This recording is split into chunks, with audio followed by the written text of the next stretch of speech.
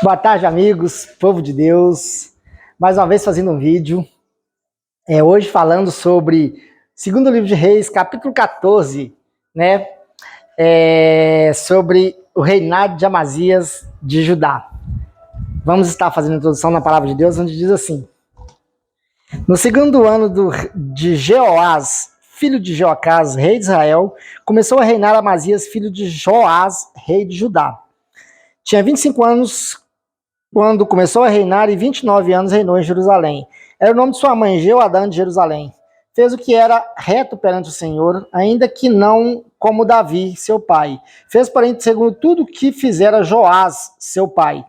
Tão somente os altos não se tiraram. O povo ainda sacrificava e queimava incenso nos altos. Uma vez confirmado o reino em sua mão, matou os seus servos que tinham assassinado o rei, seu pai. Porém, os filhos dos assassinos não matou, segundo está escrito no livro da lei de Moisés, o qual o Senhor deu ordem, dizendo: os pais não serão mortos por causa dos filhos, nem os filhos por causa dos pais. Cada qual será morto pelo seu próprio pecado.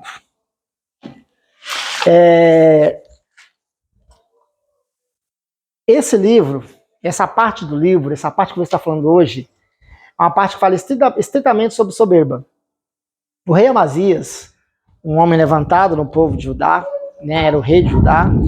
O segundo ano, enquanto ele reinava, ele começou a reinar no segundo ano do rei Jeoás, que era o rei de Israel, porque o pai de Amazias chamava Joás, porém ele reinou no mesmo período de Jeoás, que era o rei de Israel. Amazias, um homem que começou bem, andou nos caminhos do Senhor, fala que ele foi reto, não reto como coração como Davi, mas foi reto segundo todos os caminhos do seu pai Joás, e ele matou os assassinos do seu pai quando o reino dele tinha sido firmado em suas mãos.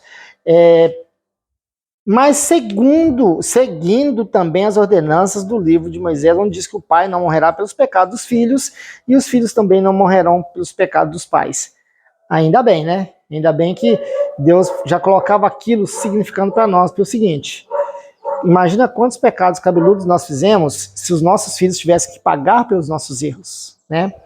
Mesmo que nossos filhos andem em caminho errado, que nós andemos em caminhos errados, se nossos filhos se converterem os corações deles ao Senhor, ao Deus Altíssimo, ao Senhor Jesus, ainda assim viverão, mesmo que nós venhamos a cometer pecados horrorosos. Ou da mesma forma, se nós somos filhos de pais que cometeram pecados abomináveis, que viveram num mundo de transgressão, ainda assim, se andarmos das ordenanças do Senhor, não morreremos pelos pecados dos nossos pais. Deus é maravilhoso e já sabia disso.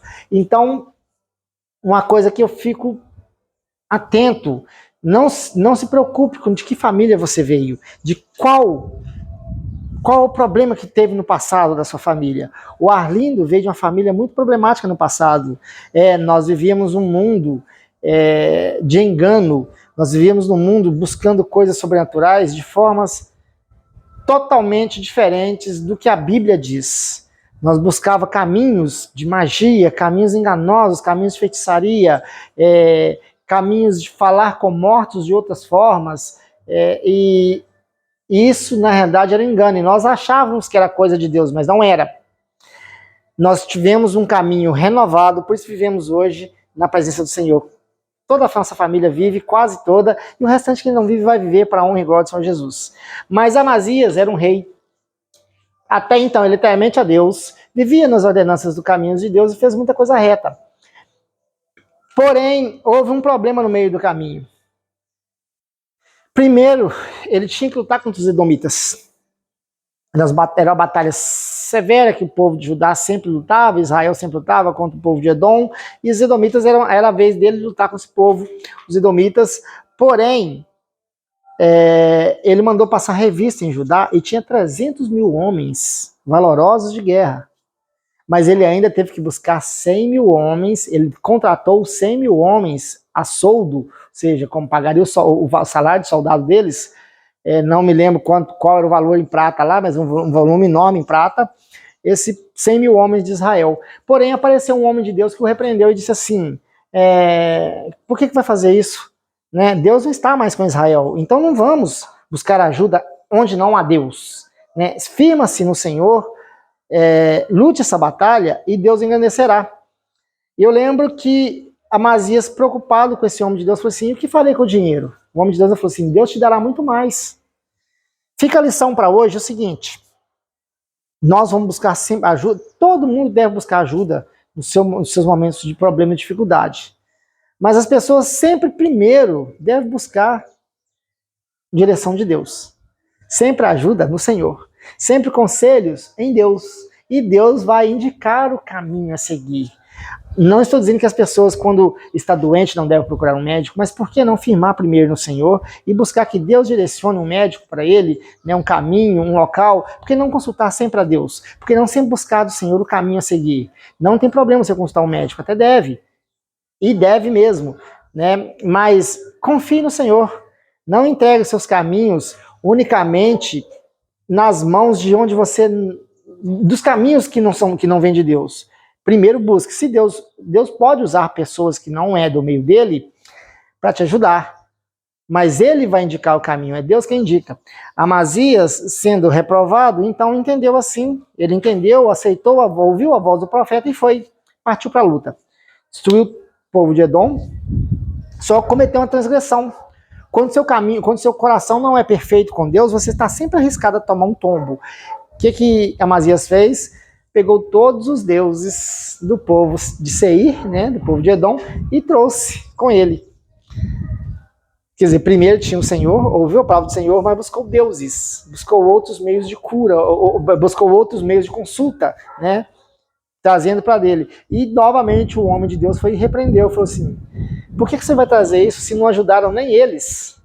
Se você confiou no Senhor e foi na batalha, e ele não ajudou nem eles, por que você trouxe isso para te ajudar, para você consultar? Na realidade, Amazias não confiou no Senhor totalmente. Né? Ele não acreditou que o Senhor era o suficiente. Ele confiou mais nos 300 mil homens de Judá do que no próprio Deus Altíssimo. Por isso ele trouxe esses deuses. Quantas pessoas não existem hoje na casa do Senhor? Quantas pessoas não existem hoje vivendo as ordenanças de Deus, mas não têm uma confiança em Deus? Primeiro, para ter confiança em Deus, é necessário ter vivência. Há pessoas que têm uma fé muito mais edificada, outras nem tanto. Mas todos nós temos a mesma palavra, nós temos a mesma Bíblia, nós somos firmados sobre o mesmo fundamento, que é o Evangelho de Cristo. Então, fé vem por ouvir, e ouvir a palavra de Deus. Eu vou te dizer que mais que ouvir é também praticar. E a diferença é que se você não começar a ouvir e praticar, a sua fé não vai crescer. Porque você precisa ouvir e praticar. Ouvir e praticar. Você precisa viver as palavras do livro. Esse que a gente considera o livro da vida, né? Um livro que vai te trazer vida. E você vive de experiência em experiência. Então é praticando, é vivendo o que a palavra de Deus te traz. Amazias, ele teve um problema muito sério. Logo após esse episódio, ele ensoberbeceu o seu coração. E resolveu que iria confrontar o rei de Israel, onde está assim, ele diz assim, logo depois ele falou, ele entrando em confronto com Israel, e o rei de Israel querendo lutar contra o rei de Israel, mas o rei de Israel fala com ele assim, porém, está escrito assim no 14, versículo 9, porém Joás, rei de Israel, respondeu a Amazias, rei de Judá, o cardo que está no Líbano mandou dizer ao cedro que lá está, dá tua filha por mulher a meu filho, mas os animais do campo que estavam no Líbano passaram a pisar o cardo. E disse assim para o rei de Judá, na verdade feriste os edomitas, o teu coração se ensoberbeceu. Gloria-te disso e fica em casa. Por que provocarias o mal para caíres tu e Judá contigo? Amazias não quis atendê-lo, subiu então Joás, rei de Israel, a Amazias, rei de Judá, e mediram armas em Bet-Semen, que está em Judá. Mesmo o Joás de Israel, Jeoás, rei de Israel, não sendo temente a Deus, porque estava totalmente corrompido, né, por seguir o grande pecado de Jeroboão, né, que é basicamente a idolatria dos bezerros que ele colocaram nos altos, e com isso, com a idolatria, vem também a cegueira espiritual. Esse é o grande problema da idolatria, a idolatria traz cegueira. Idolatria em todas as áreas, tá? Idolatria na área financeira, idolatria por pessoas, idolatria por coisas, idolatria por religião, idolatria de todas as formas vai te trazer cegueira espiritual. Você não vai conseguir entender as coisas de Deus. Mas mesmo assim, Jeoás ainda falou com ele assim, por que sobe contra mim? Seu coração está soberbo, se ensoberbeceu. Você está com o coração soberbo. E por estar com essa soberba no coração, você ficou orgulhoso. Você venceu os edomitas, fica aí. Aproveita a sua vitória, né? Foi basicamente o que disse com ele, aproveita aí sua vitória, mas não faça cair Judá. Mas ele estava, a soberba, o orgulho, é tão grande que ele não conseguia ver o erro que ele estava cometendo. Mesmo quando ele trouxe as imagens, né, dos deuses para Judá, o homem de Deus novamente foi ao encontro dele e o repreendeu. E disse para ele assim, se esses deuses não conseguiram salvar nem eles, por que está trazendo para você? Mas ele disse assim, o homem de Deus, por acaso você foi feito conselheiro do rei? Falou, retire-te daqui para que não seja ferido, senão eu vou dar em cima de você e vou te ferir. E ele disse para ele, perceba então que Deus já se retirou de você, que você morrerá, não tem jeito para você mais. O homem de Deus percebeu a soberba que ele já tinha no coração. Ele já não queria mais ser direcionado, ser trabalhado por Deus. Esse é o problema do soberbo e do orgulhoso. Ele às vezes até ouve o Senhor, ele lê a Bíblia, ele sente o Espírito Santo, mas rejeita. Porque o orgulho é soberba.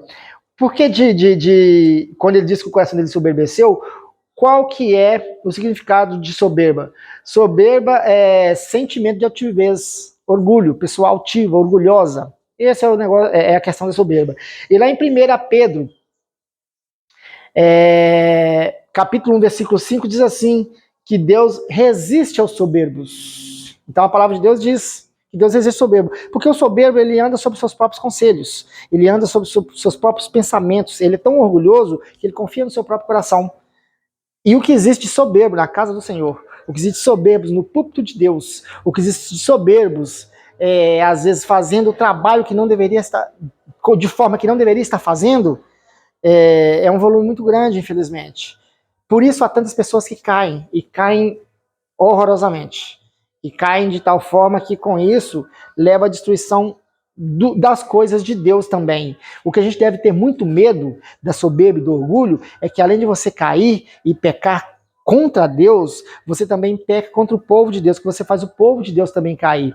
Houve isso logo na frente, onde diz que Jeoás, né, mediu armas com ele, chegou, derrotou Amazias e com isso ele foi até Jerusalém, derrubou 400 côvados do muro, equivalente a 200 metros mais ou menos do muro de Jerusalém, entrou na casa do Senhor e levou todas as coisas do Senhor, todos os tesouros do Senhor. Hoje, qual é o tesouro principal do Senhor? O tesouro do Senhor, depois que Jesus pregou na cruz, o que existe mais valioso para Deus somos nós. Nós somos o tesouro do Senhor, né? Nós somos o tesouro de Deus.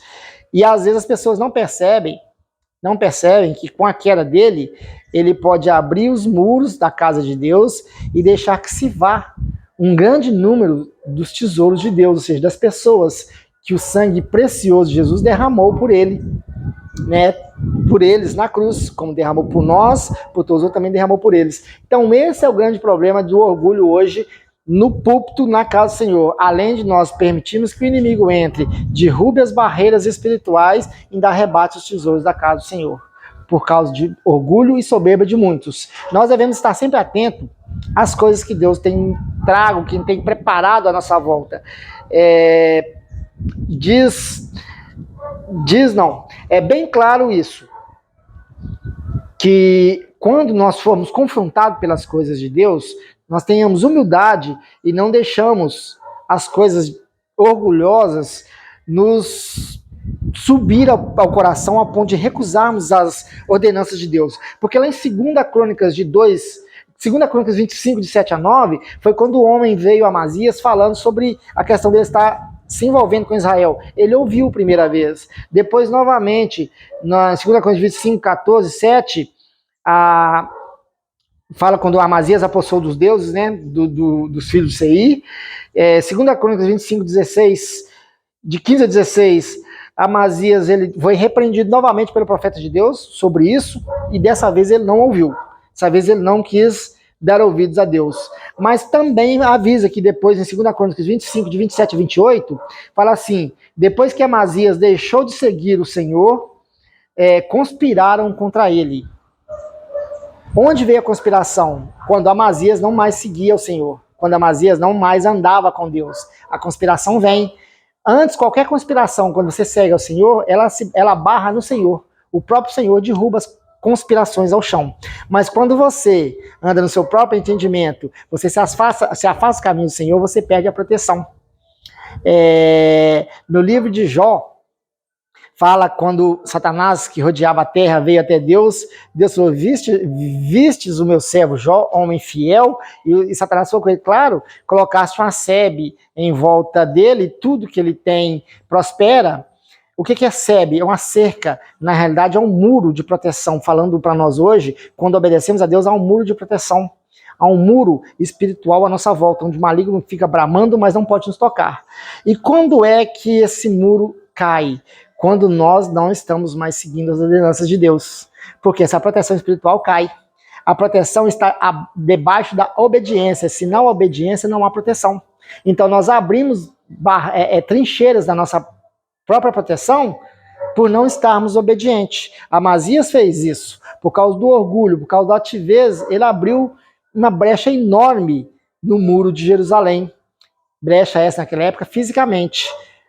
Hoje, depois que Jesus abriu contra quem lutamos, que não é mais contra a carne, e sim contra os principados e potestades do ar, nós vemos que hoje as brechas são na área espiritual. Por isso há tantas pessoas que, na realidade, começam bem no caminho do Senhor, começam andando de verdade, deveras no caminho do Senhor, mas no meio do caminho, eles desviam, transgridem, caem, a ponto de não conseguir levantar mais. Primeiramente, o pecado da soberba. Orgulho, altivez, aí vem desobediência, aí vem pecado atrás de pecado, porque na realidade o orgulho, ele não precisa depender de ninguém. O orgulho, a pessoa orgulhosa acha que ele é capaz de tudo, ou mesmo ele sabendo orgulhoso, mesmo quando está errado, ele tem vergonha de pedir socorro, ele acha que é vergonhoso, que é desonroso pedir socorro. O nosso socorro vem do alto, nosso socorro vem do Senhor.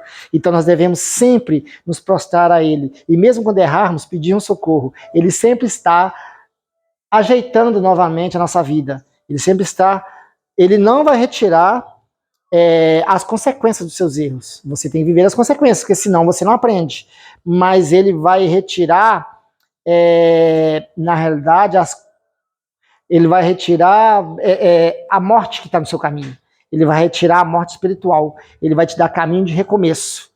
Que bom é o Senhor. Que bom que Ele faz isso em nossas vidas. Então não seja como Amazias, como esse rei. Por que eu escolhi esse livro? Por que eu escolhi esse capítulo? Na realidade, o Espírito Santo escolheu esse capítulo. É para falar sobre a altivez, para falar sobre o orgulho, sobre a soberba, o quanto nós devemos ser fiéis ao Senhor e o quanto devemos ter confiança nos caminhos de Deus. Lembro uma vez, eu também já tive muitos problemas, eu também já tive nessa minha caminhada muita aprendizagem. Lembro uma vez que eu estava com grandes problemas em achar que eu era autossuficiente em tudo. Deus me permitiu passar por uma batalha espiritual tão grande, onde o demônio tive, na realidade, uma paralisia do sono, né? Era uma mistura de sonho com estar acordado, onde eu tinha uma luta com um ser espiritual em cima do sofá. E eu não conseguia pedir ajuda. Muito devagar, clamei a voz, dizendo assim, Senhor Jesus, me ajude, socorro. E aí eu consegui virar e fiquei em cima desse ser espiritual. Só que o Arlindo, por estar achando ser tão capacitado, eu comecei a socar esse ser espiritual com a minha própria força. E achava que era capaz de vencê-lo. Só que esse ser me virou de novo. E eu estava naquele trâmite de meio dormindo, meio acordado, eu não sabia se estava dormindo, se estava acordado, vivendo essa experiência. Uma mão me tocou muito suavemente, uma voz suave falou comigo assim, meu filho, era o nome do Senhor. E eu não me entendi. Aí aquela voz suave me tocou novamente e disse assim, meu filho, Era o nome do Senhor Jesus. Eu entendi que era o Espírito Santo. E dei um pulo naquele momento, entre acordado e dormindo, e comecei a gritar o nome do Senhor Jesus, e aquele ser espiritual foi encolhendo e desapareceu. Então a gente tem que aprender o seguinte: peça ajuda, peça socorro no Senhor. Vivam a vida voltada para o Senhor. Não viva como Amazias. Você vai ter vitórias, mas não é porque você é o tal capacitado, é porque Deus está contigo. Por isso as vitórias vêm. As pessoas não entendem como as vitórias, como vencemos dia a dia, batalhas em batalhas. Fica assim, o que essa pessoa tem? Nós temos Jesus. É isso que temos que responder. Na realidade, nós temos Jesus. Esse é o nome que vamos sempre levar. Nós vamos estar sempre honrando esse nome, glorificando e gritando ele a todos os quatro ventos. E pode ter certeza, você terá problemas por gritar esse nome. Porque o nome de Jesus causa constrangimento a muitos. Mas é um problema que vale a pena ter. Vale a pena honrar. Vale a pena viver. Vale a pena pregar, vale a pena falar, vale a pena viver esse livro e falar de Jesus e viver Jesus, porque Ele é o caminho, Ele é a verdade, Ele é a vida. Eu agradeço por ter me ouvido até aqui e já já estaremos fazendo mais um vídeo.